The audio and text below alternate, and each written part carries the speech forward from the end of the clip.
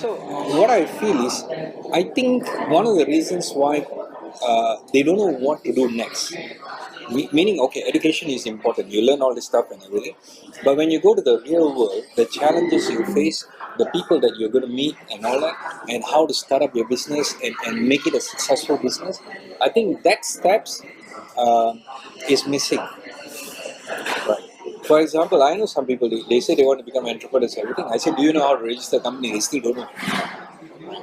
Another thing is this: you need infrastructure. Infrastructure means somebody to handle your website, somebody to handle your accounts, somebody to handle with regards to where you're going, your planning, and everything like that.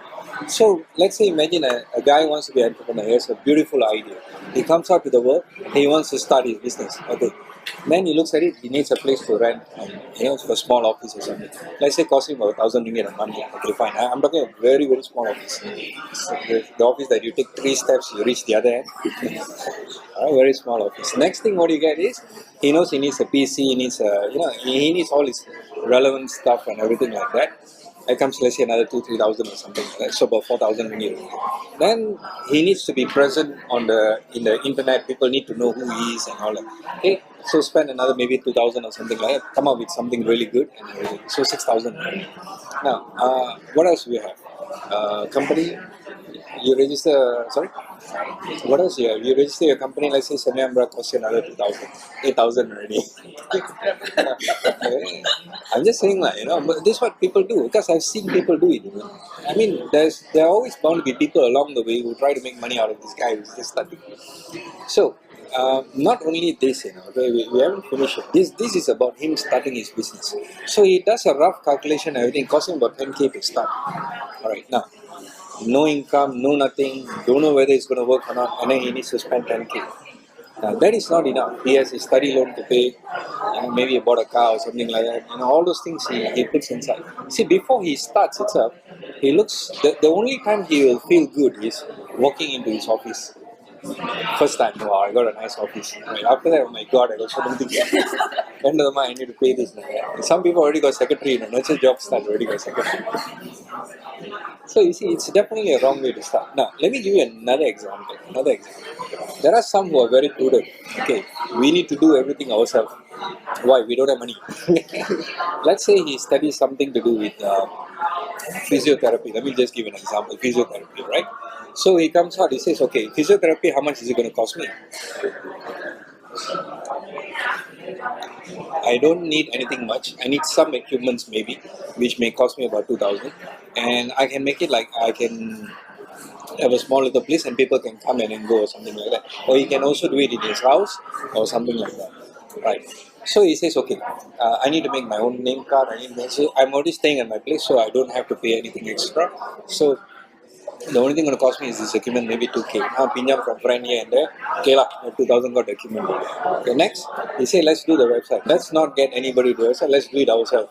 So he'll come up with one clumsy looking website. As long as I'm present on the web, he has his name card and everything. So next, he need to do something. People need to know that he does this, right? Okay, then he needs to do something called marketing. Okay, marketing is a totally different animal. Those who have never done marketing, who think they know how to do marketing, you should I want to go out there. Okay, how are you going to meet people? Okay, what are you going to talk about? Basically, you come back to square one. You will meet a few people will say, see first how, like example, or which hospital you're from, or which hospital. How long you're doing this? I actually started this my first day. So what do you think is going to happen? Again, he's going to get demotivated and all that. Now let's say even we persevere. Okay, maximum, let's say 60-70 ringgit an hour he gets. Probably some of his friends like this want to support him or family members support him. Will send a few people and so on.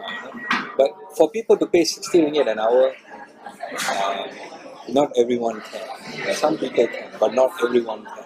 By the time he wants to build his clientele so that he has let me give you an example. Let's say you have 24 hours, okay?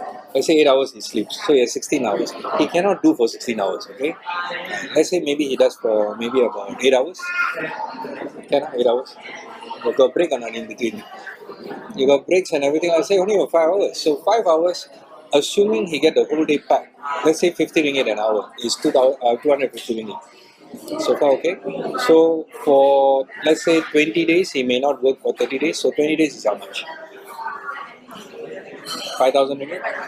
Okay, it's for 5,000 ringgit. Okay, now. Pretty bad are your maths already. Testing also cannot. Okay, 5,000 ringgit. But you know what's going to happen after that? You say, okay, my calculation shows that I can make 5,000 bucks. All right. Then new ideas may come. Once he started ready, right? Then you see 1 week, you only got 1 or 2 clients.